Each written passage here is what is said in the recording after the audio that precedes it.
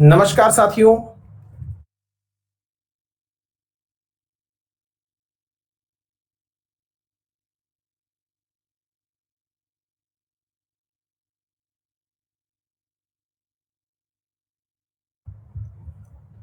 नमस्कार साथियों, स्वागत है आप सभी का अनअकैडमी पर। मैं हूं अंकित अवस्थी। कैसे हैं आप?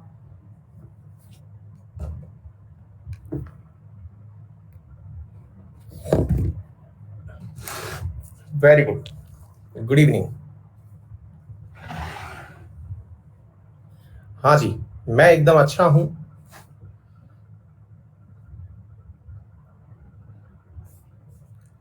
जब राष्ट्रपति का निर्वाचन होता है और उस समय किसी राज्य की विधानसभा भंग होती है, तो उस राज्य की विधानसभा से राष्ट्रपति चुनाव के लिए कैसे वोटिंग होती है, निर्वाचन कैसे होता है, इससे डिपेंड नहीं होता, क्योंकि भारतवर्ष के अंदर कोई ना कोई तो विधानसभा ऐसी होगी ही जिसका कार्यकाल नहीं चल रहा होगा, है ना। तो ये कभी भी इसकी वजह से चीजें नहीं रुकती हैं, है ना। ल्यूसीफर मॉर्निंग स्टार ने बहुत दिनों बाद लाइव देखने आए हैं, क्या बात है। थैंक यू भाई, आप लाइव आए, मजा आ गया। जितेश कुमार पूछ रहे हैं कि sir current affair SSC examination में कब से कब तक का पढ़ना चाहिए।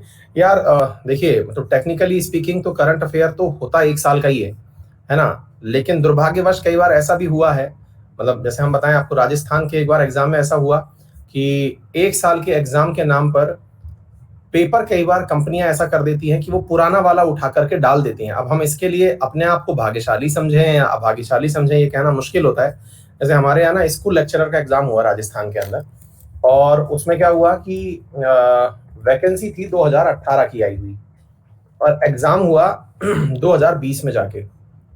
2018 की वैकेंसी का अगर एग्जाम अब 2020 में लोगे तो टेक्निकली आप 2019 से 20 का सवाल पूछोगे।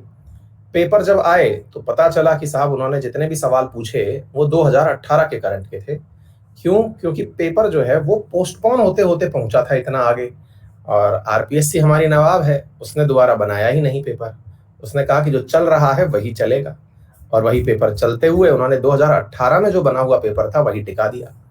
तब ऐसी स्थिति में यार बहुत मुश्किल होता है ये कहना, क्योंकि पेपर जब खिसकते हैं ना, तो कई कंपनियां उस लागत को बचाने के लिए, अब आप जाकर के लड़ाई तो कर नहीं सकते कि करंट पुराना दे दिया कि नया दे दिया, है ना। बस तो यहां से सारा की सारा मामला ढुलता है भाई।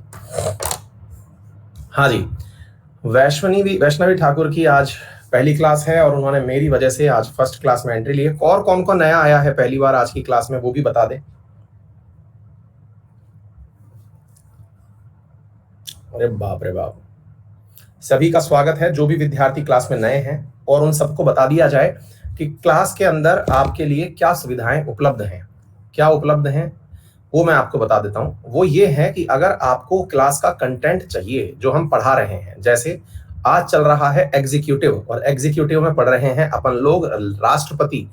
अब वो कंटेंट जो हम आपको दे रहे हैं वो दोनों ही भाषाओं में लिखा हुआ है, और दोनों ही भाषाओं में लिखे हुए कंटेंट को आप लोग डाउनलोड कर सकते हैं। डाउनलोड करने के लिए आपको क्लास में जो कंटेंट है उसके बगल में 3 डॉट दिए हुए हैं, उन्हें दबाइए और जाकर के कंटेंट डाउनलोड कर लीजिए। कुछ इस प्रकार से बाइलिंगुअल भाषा में आपके लिए कंटेंट उपलब्ध करवाया जा रहा है। इसका प्रिंट निकाला जा सकता है, आपके ऊपर है कि आप प्रिंट निकलवाते हैं नहीं निकलवाते हैं। जैसे ही पॉलिटिक खत्म हो जाएगी, इसका पूरा कंपाइलेशन एक A4 में, मतलब कि सारी चीजें इस प्रकार से कि प्रिंटेबल फॉर्म में 30 से 40 पेज में आप तक पहुंच जाएं, ऐसा प्रयास हम कर देंगे आपके लिए, ठीक है।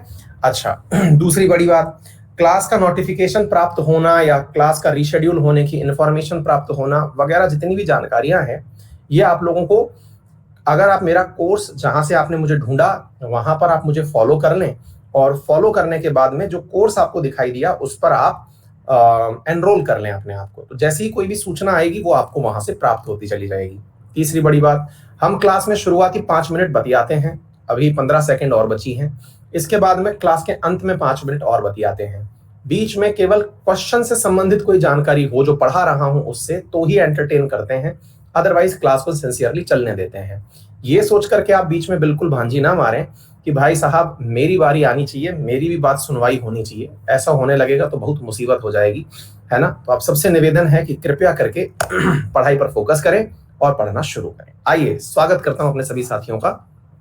साथियों, पावर ऑफ प्रेसिडेंट, राष्ट्रपति के पास क्या क्या शक्तियां होती हैं, अब हम आपको वो बात बताने जा रहे हैं। ध्यान से सुनिएगा सब, राष्ट्रपति के पास शक्तियां होती भी हैं क्या?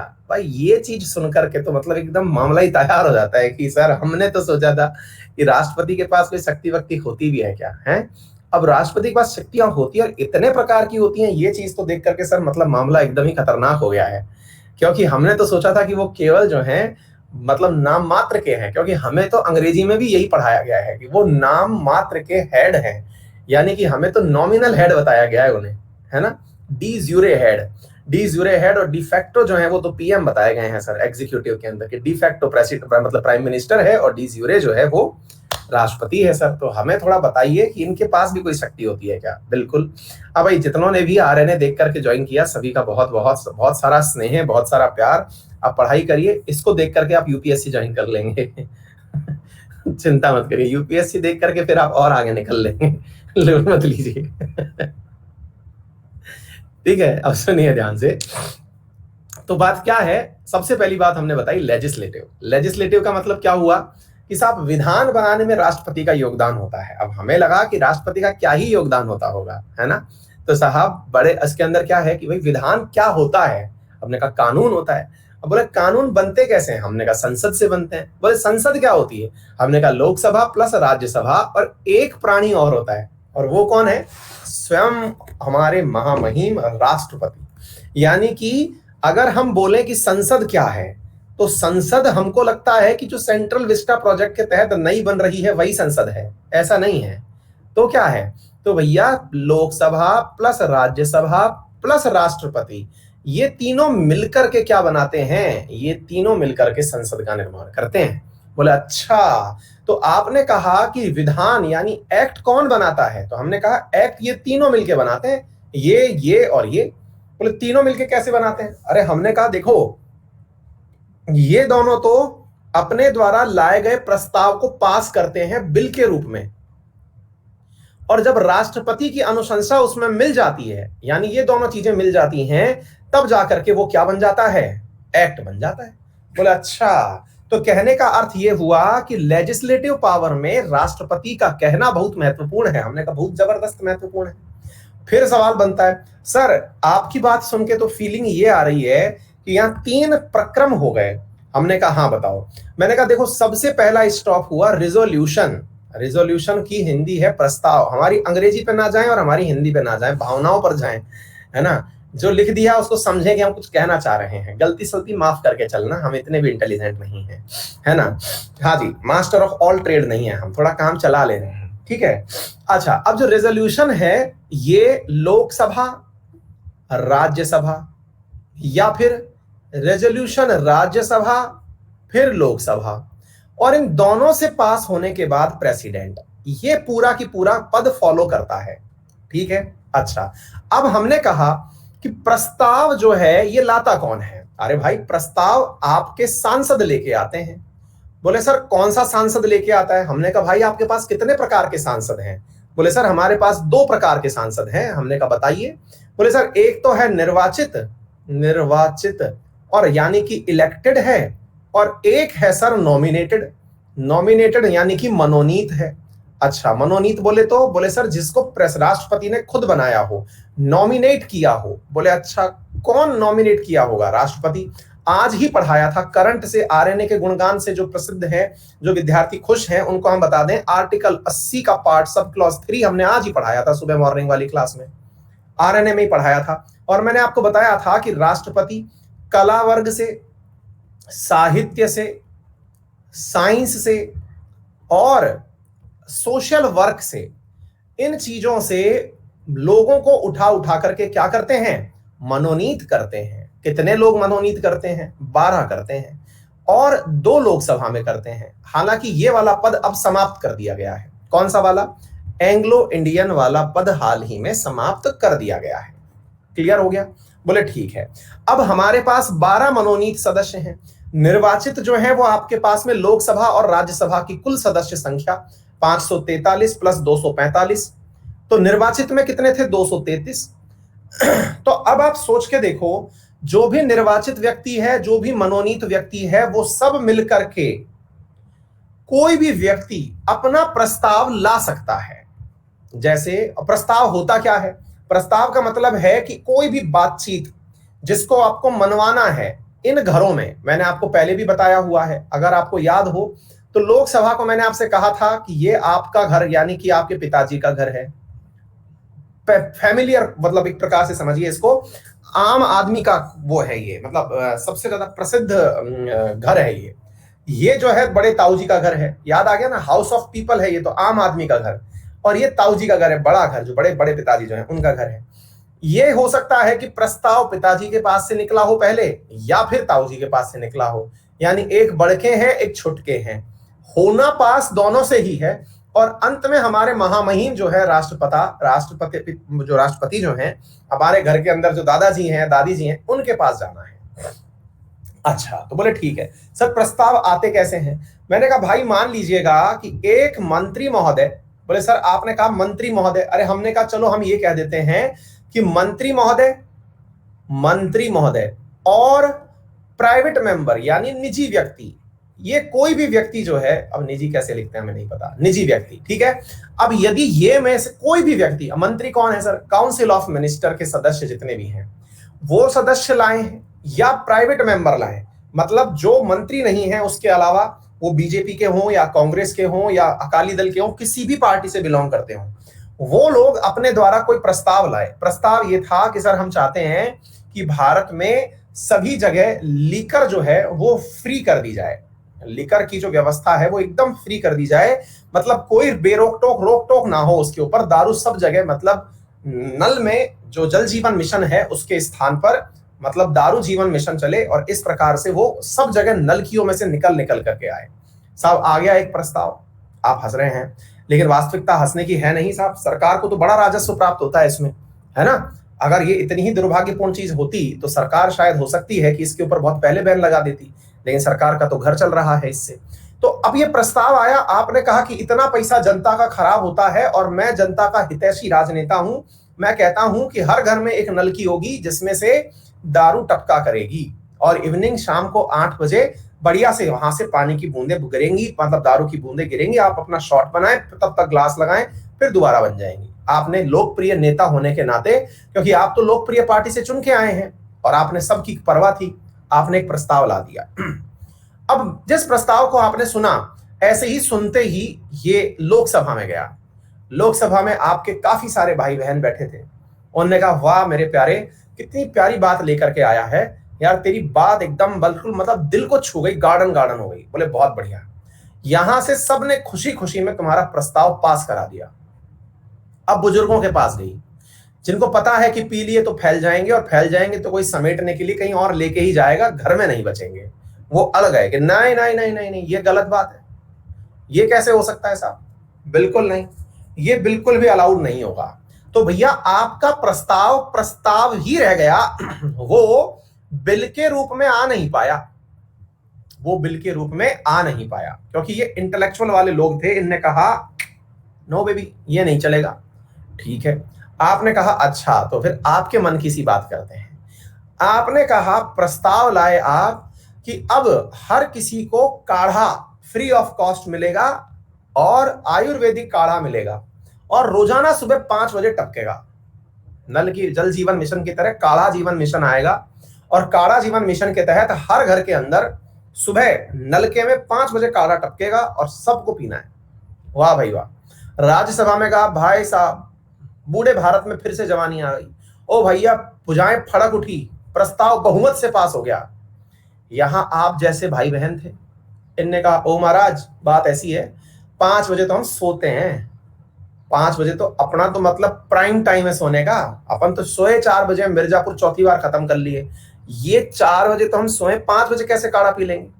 ओ माय गॉड, ये चीज यहां फिर पिट गई, ये फिर बिल का रूप नहीं ले पाया। तो प्रस्ताव जो है वो कहीं पर भी लाया जा सकता है और कोई भी उसे गिरा सकता है, अर्थ केवल इतना है, प्रस्ताव कैसा भी हो सकता है। क्या आपको मेरी बात समझ में आ गई? बोले अच्छा, फिर कोई ऐसा प्रस्ताव जिसमें आपको लगता है कि ये भी राजी हो जाएंगे, ये भी राजी हो जाएंगे, आप ले आए, आपने बीच का सा रास्ता अपना लिया। आपने बीच का सा रास्ता क्या अपना लिया कि सर पानी लाना चाहते हैं, हम पानी लाना चाहते हैं, सबके लिए पानी, आपने कहा हाँ यार, नहाएंगे नहीं तो जिएंगे कैसे, धोएंगे नहीं तो सुथरे कैसे रहेंगे। ठीक है, पानी तो जरूरी है। बुजुर्गों ने भी कहा पानी तो जरूरी है। पानी के ऊपर साहब अपोजिशन भी साथ हो लिया कि नहीं नहीं साहब पानी तो जरूरी है, जल जीवन मिशन आना चाहिए। आ गया सर जी, पानी आ गया। पानी आ गया तो पानी जब है यहां से प्रस्ताव बन के पारित हो गया, तो भैया ये बिल की भूमिका में पास हो। आपका जो प्रस्ताव है ना, यही बिल है, यही निकलता हुआ यहां से जा रहा है, जा रहा है, जा रहा है, यहां पहुंच गया। आपने कहा बहुत बढ़िया सर, एकदम सबने हाँ कर दी, सबका बिल पास हो गया। मतलब कि ये चीज यहां तक पहुंचते पहुंचते सबने पास कर दी। अब आई बारी इनकी, अब की बारी प्रेसिडेंट की। इनसे पूछा कि भाई साहब पानी पीना चाह रहे थे। अरे नालायकों, रुलाओगे क्या, मैं तुम्हारा पानी थोड़ी छीऊंगा, ले लो बेटा जाओ पानी पियो आराम से। बोले ठीक है साहब। प्रेसिडेंट महोदय ने भी अलाउ कर दिया है। प्रेसिडेंट महोदय ने भी अलाउ जैसे ही किया, आपका यही बिल अब एक्ट बन चुका है। क्या बन चुका है? एक्ट बन चुका है। तो प्रस्ताव जो था वो बिल के रूप में पेश हुआ और प्रेसिडेंट से साइन पा करके क्या बन गया? एक्ट बन गया।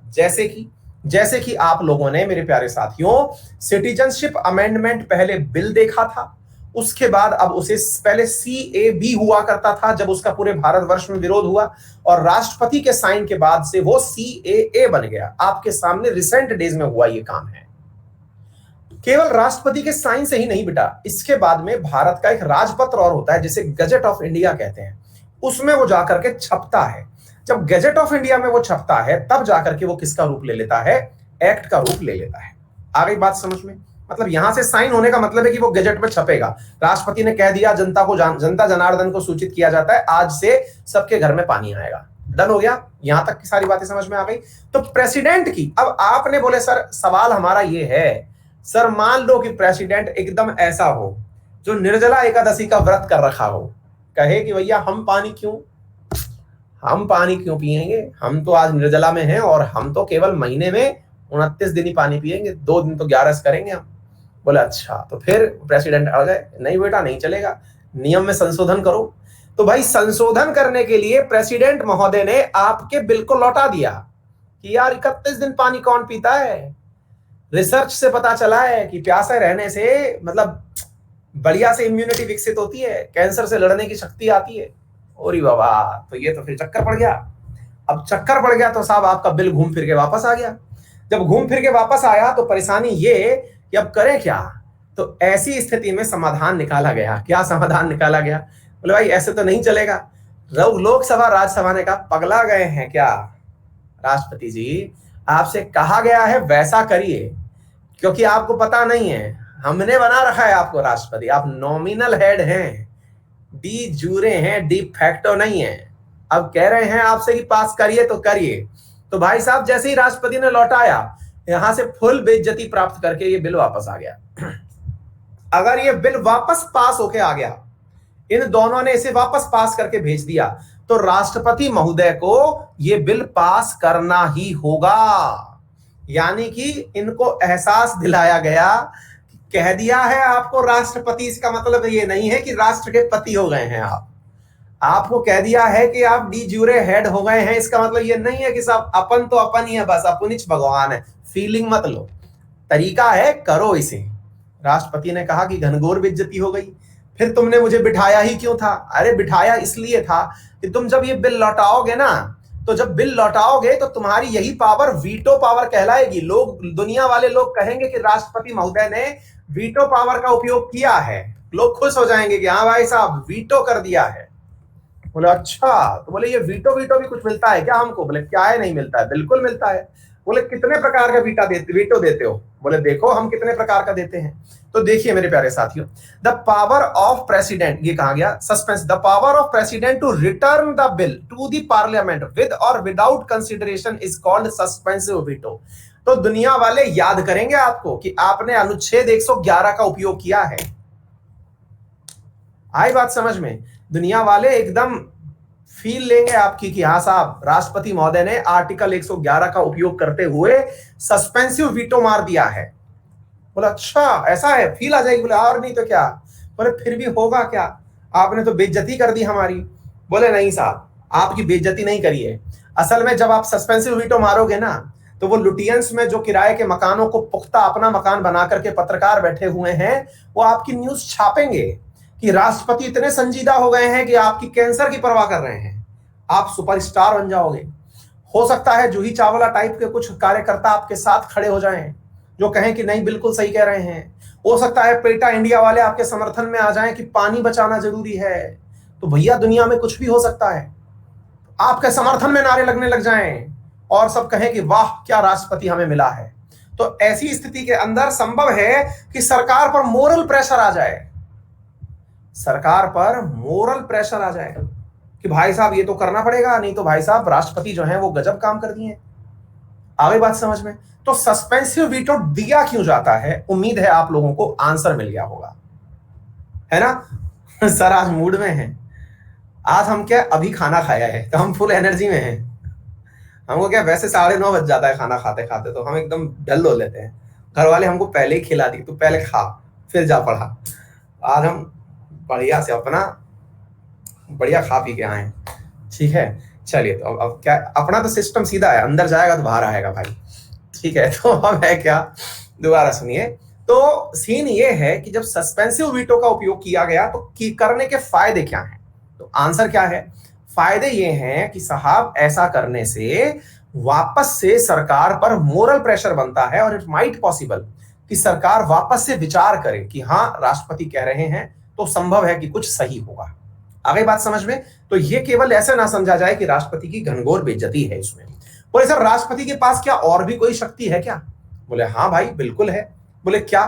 The power of president withhold the assent to the bill in term as his absolute veto. अब राष्ट्रपति ने क्या किया कि अपने पास ही उस बिल को रख लिया कि बेटा अपन इस पर सहमति दे ही नहीं रहे। बोले सर एक बात बताइए, दो परिस्थितियां हैं आपके पास। एक तो आपने कहा कि टेबल पर फाइल पड़ी है, आपने उस पर कोई भी अभी फाइल देखी नहीं। जैसे दो प्रकार के काम होते हैं कई बार। देखो मान लीजिए एक बाबूजी बैठे हुए हैं टेबल लगा करके, आपकी फाइल यहां पर आई, बाबूजी की टेबल पर रखी गई, बाबूजी ने फाइल करेक्ट करने के लिए लौटा दी, बेटा इसको सही करके वापस लाओ। एक तो तरीका ये हो गया, दैट इज सस्पेंसिव वीटो। दूसरा, फाइल आई और फाइल यहां टेबल पर रखी हुई है, बाबूजी ने पढ़ लिया, मतलब सॉरी बाबूजी की टेबल पर ही रखी हुई है, फिर कोई एक और फाइल आई, फिर वो यहां पर दब दब दब फाइल का फाइल पर फाइल बंडर बनता चला गया। अब ऐसी स्थिति में आपकी फाइल दबी रह गई है, या फिर ये समझिए कि आपके ऊपर अभी देखा भी नहीं गया है, कोई एक्शन वैसे साइन वाइन कुछ नहीं हुए हैं।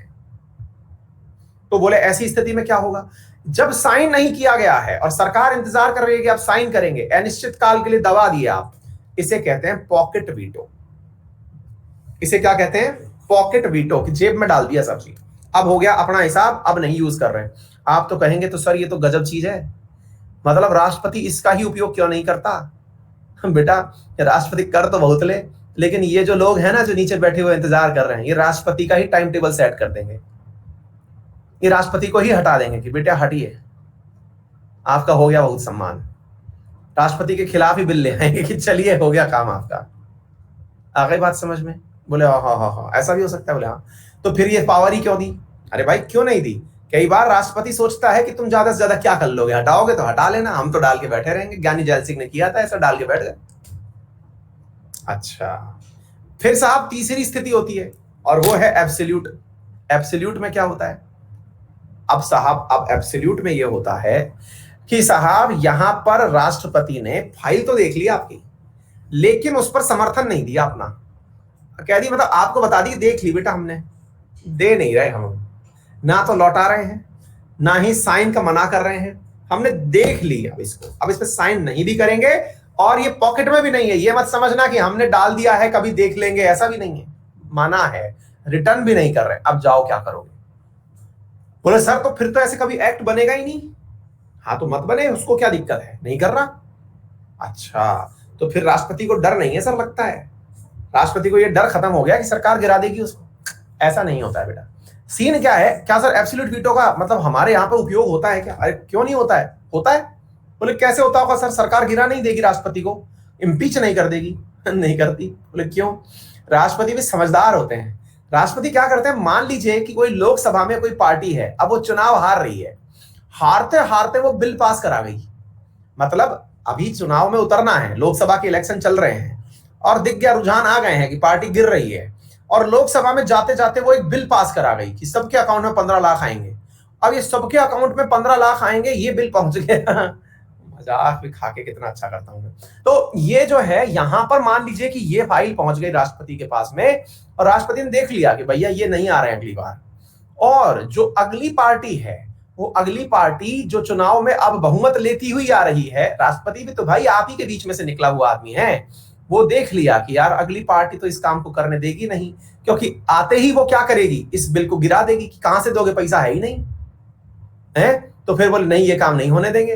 तो ऐसी स्थिति के अंदर राष्ट्रपति पहले ही परिस्थिति भांप लिया और इसको होल्ड करके बैठ गया। और अगली पार्टी जो आई ना, उसने आते ही कहा कि राष्ट्रपति महोदय, उस पर आप अपने एब्सोल्यूट वीटो का उपयोग कर लीजिए, मस्त रहिए, फील गुड करिए, फील गुड करिए। राष्ट्रपति पार्टी बदल ली। बोले अब एक काम करिए, आपको भी तो लगना चाहिए ना कि कुछ किए हैं। ओहो, तो बोले ऐसा फील दिलाओगे? बोले हाँ। तो बोले लीजिए, फुल फीलिंग लीजिए कि आपने बिल पास ही नहीं होने दिया। ऐसे राष्ट्रपति लंबी सर्विस देते हैं भाई साहब। ऐसे बहुत से गवर्नर हैं जो लंबी सर्विस देते हैं, दोनों ही पार्टी से बैटिंग करते हैं। ठीक है ना? तो उम्मीद है कि सभी साथियों को यह बात समझ में आ रही होगी। क्लियर हो गया? तो तीनों प्रकार के वीटो जो हैं वो आपको समझ में आ गए होंगे। तो हमने यहां पर आप लोगों को दिखा दिया कि कौन कौन सी पावर्स है राष्ट्रपति के पास में। तो लेजिस्लेटिव मैंने आपको बता दी। अब चलते हैं दूसरी पावर, वीटो पावर मैंने आपको बता दी। अब चलते हैं अगली पावर्स के पास में। और क्या है साथियों, ये सब आप लोगों को खुद से, ये जितनी भी चार चीजें यहाँ लिखी हुई हैं ये हम पढ़ा दिए हैं, रीडिंग लगाना है आपको, समझा देते जा रहे हैं, आपको पढ़ते हुए चलना है। ठीक है ना? चलिए अब चलते हैं एग्जीक्यूटिव पावर क्या होती है। बोले सर एग्जीक्यूटिव पावर नहीं पता है आपको? बोले क्या? अजी जितनी भी प्रकार की नियुक्ति होती है ना, वो सब राष्ट्रपति के नाम पर होती है। इवन प्रधानमंत्री की खुद की नियुक्ति, मंत्री परिषद की नियुक्ति, गवर्नर की नियुक्ति, केंद्र शासित प्रदेशों में प्रशासक की नियुक्ति, किसी भी क्षेत्र को अनुसूचित क्षेत्र घोषित करना है, किसी भी जनजाति को ओबीसी डिक्लेयर करना है, किसी भी आयोग के अंदर कोई अध्यक्ष बनाना है, चाहे पिछड़ा वर्ग आयोग हो, अनुसूचित आयोग हो, वित्त आयोग का अध्यक्ष बनाना हो, कुछ भी काम करना हो, वो सब राष्ट्रपति के ही नाम पर होते हैं। क्या आपको मेरी बात समझ में आ रही है? वो सब किसके नाम पर होते हैं? राष्ट्रपति के नाम पर ही होते हैं। आपको याद होगा अभी रिसेंटली मैंने मराठा आरक्षण वाला बात भी पढ़ाया था। हाँ भाई, जिन भी विद्यार्थियों को बफरिंग हो रहा है कृपया करके इंटरनेट चेक कर लें, बाकी सबको सही चल रहा है। उनकी संतुष्टि के लिए हम एक बार पोल कंडक्ट करवा देते हैं ताकि लगे कि क्लास में दिखावे का ही सही लेकिन लोकतंत्र है। बताइए क्या मैं आपको सही से सुनाई और दिखाई पड़ रहा हूं?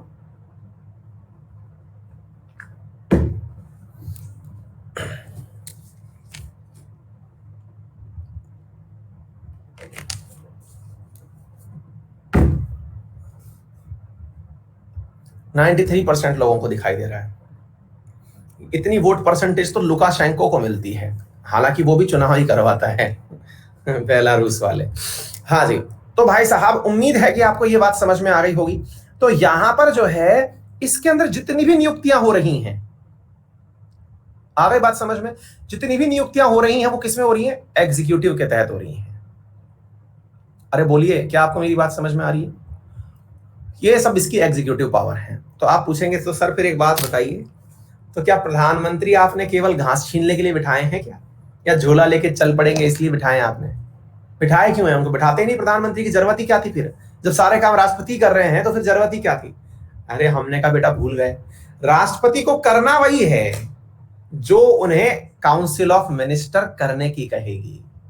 राष्ट्रपति जो है वो करेगा वही जो उन्हें काउंसिल ऑफ मिनिस्टर करने के लिए कहेगी।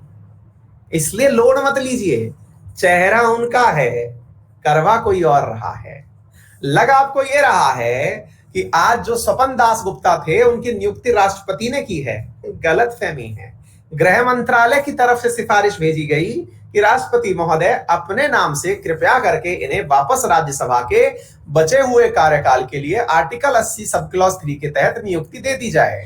बोले ओहो, ये है कहानी। जी हाँ, राष्ट्रपति से तो करवाया जा रहा है। ओके, अफजल गुरु को फांसी दे दी जाए। राष्ट्रपति महोदय नाम आपका बदनाम हो रहा है कि आपने कहा कि मैं इसे अपने द्वारा वो नहीं दे रहा हूं, मतलब मुक्ति नहीं दे रहा हूं, और पता चल रहा है कि फांसी पे लटका दिया गया। बदनाम राष्ट्रपति हो रहे हैं, करवा गृह मंत्रालय रहा है। क्या आपको मेरी बात समझ में आ गई? अरे बोलिए, क्लियर हो गया? तो ये है सारी की सारी कहानी, ये है साथियों इनकी एग्जीक्यूटिव पावर। इनमें से सबसे महत्वपूर्ण पावर पे जब हम पहुंचे तो अफजल गुरु का नाम हमने लिया, अजमल कसाब का नाम हमने लिया, अभी शबनम बानो बहुत फेमस हुई थी, है ना, उनका नाम हमने ले लिया। तो साहब हुआ ये कि ये सब बहुत ही दिव्य लोग हैं। तो हमने जब इनका नाम लिया तो अब इन लोगों के भी मानव अधिकारों के लिए देश में और भी बहुत से दिव्य लोग हैं जो प्रयास करते हैं कि इनके भी मानव अधिकार होते हैं, हत्यारों के भी मानव अधिकार होते हैं, आतंकवादियों के भी मानव अधिकार होते हैं। सुप्रीम कोर्ट को रात को 3-3 बजे तक खुलवाया जाता है अधिकारों की रक्षा करने के लिए। और जब अधिकारों की रक्षा करने के लिए रुकवाया जाता है और सुप्रीम कोर्ट से कहा जाता है कि साहब प्रेसिडेंट से कहिए कि वो जो आदेश देके रखे हुए हैं फांसी का, उस पर पुनर्विचार करें, क्योंकि वीटो पर आप पुनर्विचार कर सकते हैं। बोले अच्छा अच्छा अच्छा, क्यों भाई? क्योंकि राष्ट्रपति के पास एक ऐसी क्षमता है जो सुप्रीम कोर्ट की पावर को भी बदल सकती है, सुप्रीम कोर्ट के द्वारा सुनाई गई जो सजा है उसको भी बदल सकती है, और उसे कहते हैं साथियों पार्डनिंग पावर। पार्डनिंग पावर का मतलब हुआ कि ये किसी को क्षमादान दे सकते हैं। इसके अतिरिक्त इनकी जुडिशियल पावर्स में चीफ जस्टिस की नियुक्ति से लेके सुप्रीम कोर्ट की जजेस की नियुक्ति, हाई कोर्ट जजेस की नियुक्ति, ये सब इन्हीं के नाम पर होती है। इसके अलावा मेरे प्यारे साथियों, सुप्रीम कोर्ट को सलाह देना, मतलब सुप्रीम कोर्ट जो है उससे ये सलाह भी प्राप्त कर सकते हैं। कौन? राष्ट्रपति महोदय। तो राष्ट्रपति महोदय जब प्राप्त करते हैं तो उन्हें तो क्या ही करना जी, अकेला परिवार है, उनको क्या चाहिए? सरकार असल में उनके नाम से सलाह प्राप्त करती है। साथियों इन सबके आर्टिकल्स हैं, मैं आर्टिकल्स अभी नहीं पढ़ा रहा हूं, जब ये चैप्टर्स खत्म हो जाएंगे तब एक बार में ही आपको आर्टिकल्स रटवाऊंगा, क्योंकि अगर मैंने अभी आर्टिकल रटा दिए तो आपका साथ क्या होगा कि आप कोर्स की ना मेजर कंटेंट को मिस करते हुए चले जाएंगे। तो मेजर कंटेंट को आप मिस ना करें, इसलिए आर्टिकल्स को अभी स्किप करके चल रहा हूं। एक दिन बैठ करके या 1 या 2 दिन में सारे आर्टिकल याद करवा दूंगा जितने भी इंपॉर्टेंट हैं, है ना, अमेंडमेंट आर्टिकल ये सब याद करवा देंगे अपन, है ना।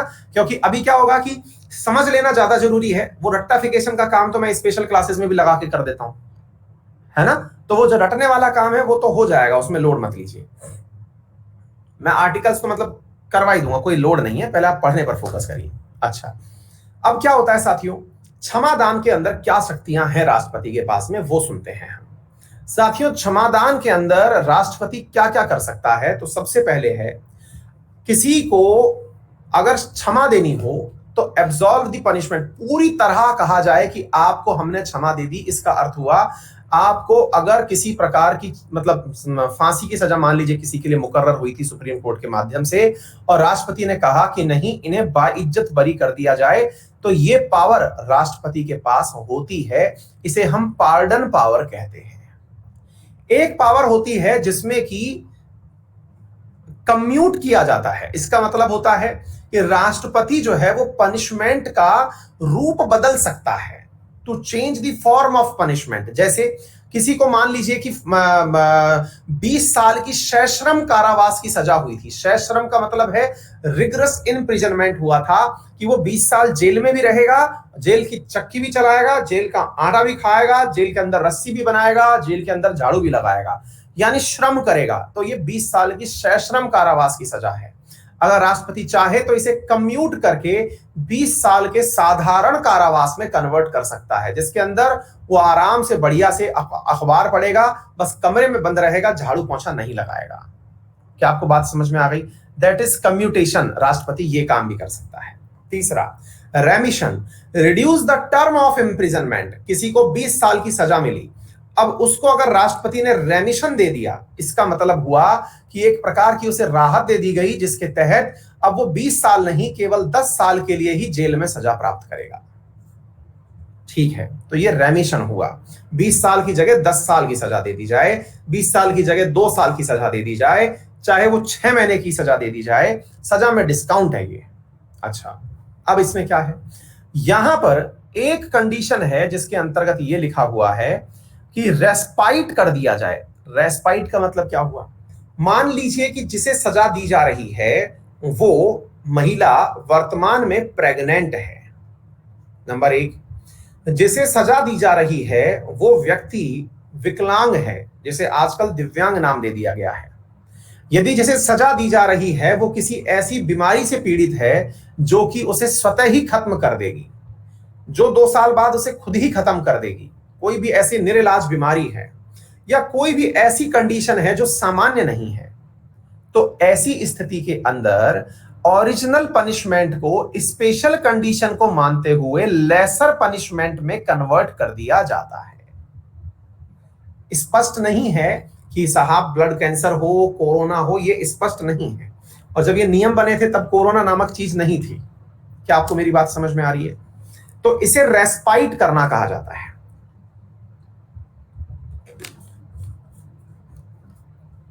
नेक्स्ट क्या है? रिप्राइव। इसका मतलब क्या है? Stage the execution of award sentence for temporary period. मतलब किसी को फांसी की सजा हुई, ध्यान से सुनिए, किसी को फांसी की सजा हुई भाई, स्पेशल केस में अगर उसको मतलब राहत दी गई, जेल से रिहा नहीं किया गया है, उसके अंतर्गत कुछ अवार्ड कम कर दिया गया, 20 साल की जगह 10 साल कर दिया, लेकिन कंडीशन अप्लाई है, किसी कंडीशन के साथ में उसे किया गया। जैसे अभी शबनम बानो के साथ चल रहा है, उसको फांसी पर लटकाना था, वो अपने बच्चे का केस लेके आ गई कि मेरी बच्चे की अभी गार्जियन मैं ही हूं। तो ऐसी स्थिति में इस बच्चे के मानव अधिकारों का क्या होगा? और वकील क्या है, ऐसे मुद्दे ढूंढते हैं ताकि उनका भी थोड़ा नाम हो कि इन वकील साहब ने केस लड़ा था और बढ़िया पैसा कमा पाए। मैंने सोच लिया है कि अगली तैयारी मुझे अब वकालत की ही करनी है। अब है साथियों रिप्राइव की बातें। रिप्राइव के अंदर क्या होता है? इसमें क्या होता है साथियों कि यहां पर किसी को फांसी की सजा दी गई। अब फांसी की सजा दी गई तो मान लीजिएगा कि आज उसको फांसी होनी है, अब उसकी फांसी पर स्टे दे दिया गया। आ गई बात समझ में? उसकी फांसी पर स्टे दे दिया गया। स्टे से मतलब क्या हुआ? आज नहीं, इनकी स्टे पर अभी 10 दिन की रोक है, या फिर इनके स्टे पर अभी अनिश्चित काल का रोक है। यानी कि इनको फांसी तो होनी है, यानी जो आज मर जाना था ये मरना तो तय है, लेकिन कुछ समय बाद तक मारा जाएगा। क्या आपको मेरी बात समझ में आ गई? इसे कहते हैं रिप्राइव करना, अस्थायी रोक लगाना। आ गई बात समझ में? आइए तो दोबारा से देखते हैं। पार्डन में तो कहा कि जा शबनम जी ले अपनी जिंदगी, है ना? तो जा शबनम जी ले अपनी जिंदगी, ये तो हो गया पार्डन। कम्यूटेशन के अंदर कि अब आपने शबनम से कहा, अब शबनम का केस मत लाओ यहां पे, अदरवाइज फिर मामला बिगड़ जाएगा। कम्यूटेशन के अंदर कि भाई आप लोगों का जो सजा का प्रावधान था वो बदल दिया गया, सश्रम से उसे साधारण कारावास में कन्वर्ट कर दिया गया। सजा का टेन्योर नहीं बदला है, सजा का रूप बदल गया है। 20 साल सश्रम की जगह 20 साल आसान वाली कर दी।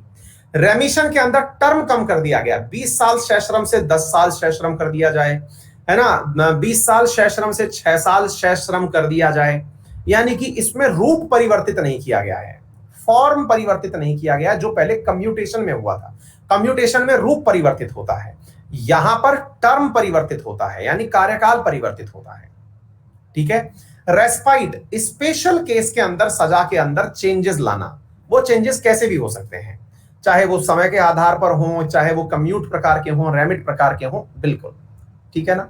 अच्छा, रिप्राइव का मतलब हुआ कि जिसे सजा देनी थी उस पर टेम्परेरी स्टे दिया गया है।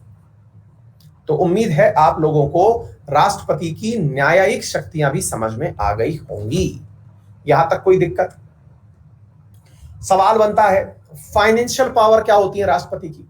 अरे भैया, जितना भी बजट वगैरह आता है ना, मनी बिल आता है या फिर फाइनेंशियल बिल आता है, इन सब के अंदर एक विद्यार्थी पूछ रहे हैं, जो ही पूछ रही है, आपका ऑप्शनल पॉलिटी का है क्या? नहीं बेटा, मैं केमिस्ट्री, ऑर्गेनिक केमिस्ट्री से गोल्ड मेडलिस्ट हूं, है ना? हाँ, तो ये जो चीज है यहां पर क्या है, फाइनेंशियल पावर के बारे में अगर हम बात बताते हैं तो फाइनेंशियल पावर क्या है? फाइनेंशियल पावर का मतलब है कि आप धन विधेयक लाइए, वित्त विधेयक लाइए, वो सब आपको राष्ट्रपति की पूर्व आज्ञा से ही लाने पड़ते हैं। यानी पहले आपको राष्ट्रपति से पूछना पड़ता है कि सर मैं ले आऊं क्या बिल? बोले बेटा ले आओ। क्या आपको मेरी बात समझ में आ गई? मतलब ये हो गया फाइनेंशियल पावर। आ गई बात समझ में? अच्छा, मिलिट्री पावर। अभी रिसेंटली एक बहुत ज्यादा मतलब सवाल फेमस हुआ था, और वो क्या था, आर्मी का चीफ कौन होता है, कमांडर इन चीफ कौन होता है? मतलब चीफ ऑफ डिफेंस स्टाफ यानी सीडीएस, जो अभी विपिन रावत बनाए गए, या जैसे चीफ ऑफ एयर स्टाफ जो कि भदौरिया जी हैं, chief of army staff, chief of naval staff, कौन होता है आर्मी का सर्वोच्च व्यक्ति? आंसर है राष्ट्रपति। आ गई बात समझ में? तीनों सेनाओं का सर्वोच्च यानी सुप्रीम कमांडर वो हमेशा कौन होता है? राष्ट्रपति होता है, रामनाथ जी होते हैं। यही कारण है कि जब आप परेड देखते हैं गणतंत्र दिवस की, तो उस समय जब सेनाएं निकल रही होती हैं तो रिपब्लिक के नाम पर जैसे सलामी देती हुई निकलती हैं, वो राष्ट्रपति ही होता है। सर 5 मिनट में कॉल कर रहा हूं, एक बार क्लास से निकल के, है ना?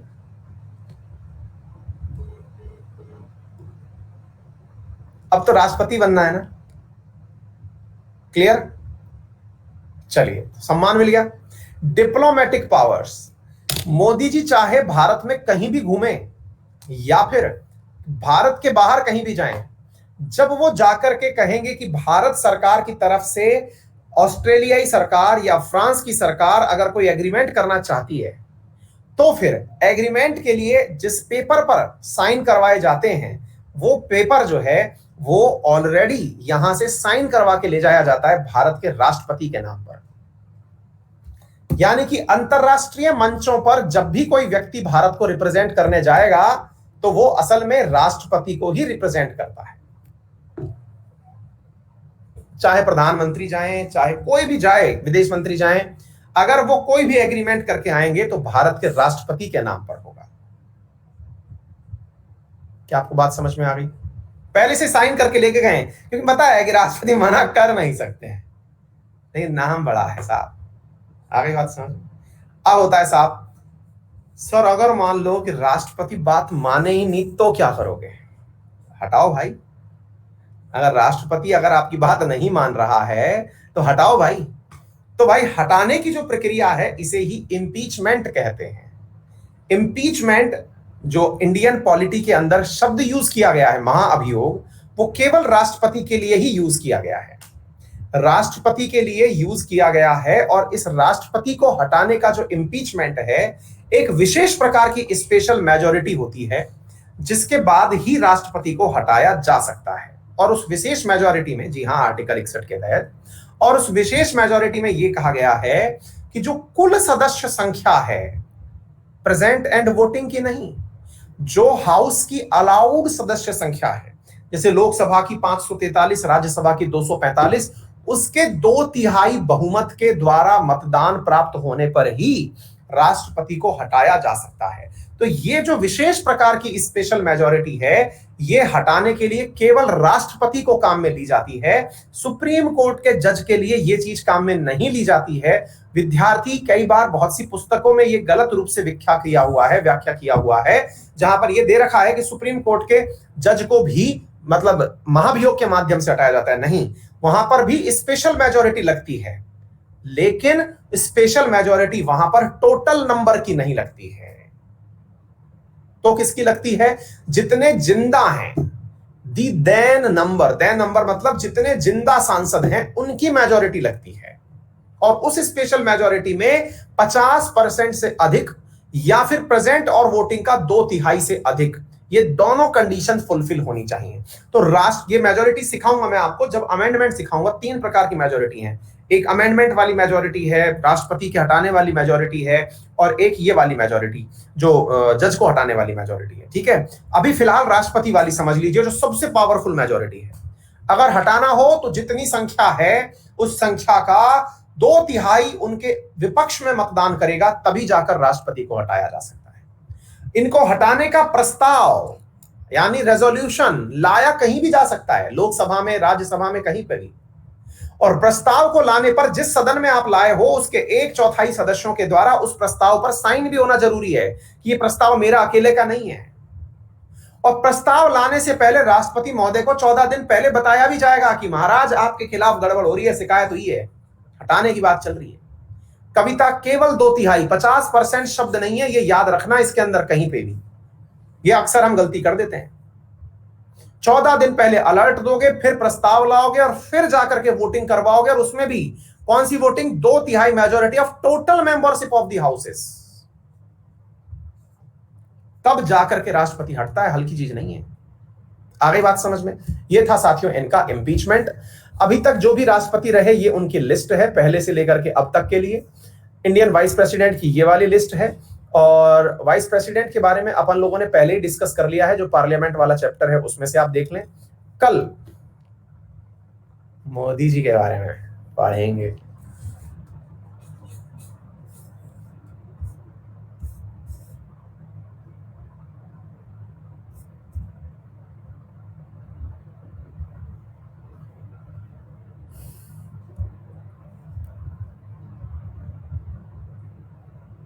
कल भी खाना खा के आना सर, ये बहुत अच्छा कमेंट लगा।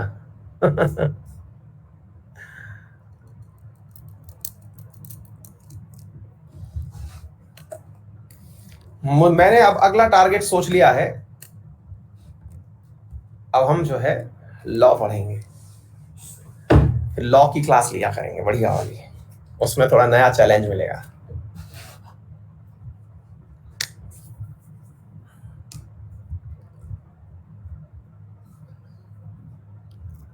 क्लियर? चलिए, तो मस्त रहिए, बिंदास रहिए, पढ़ते रहिए, ठीक है? फिर मिलते हैं 7:30, 8:30 तमाम क्लासेस में। तब तक के लिए अपना ख्याल रखिए। Thank you so much, see you in the next class.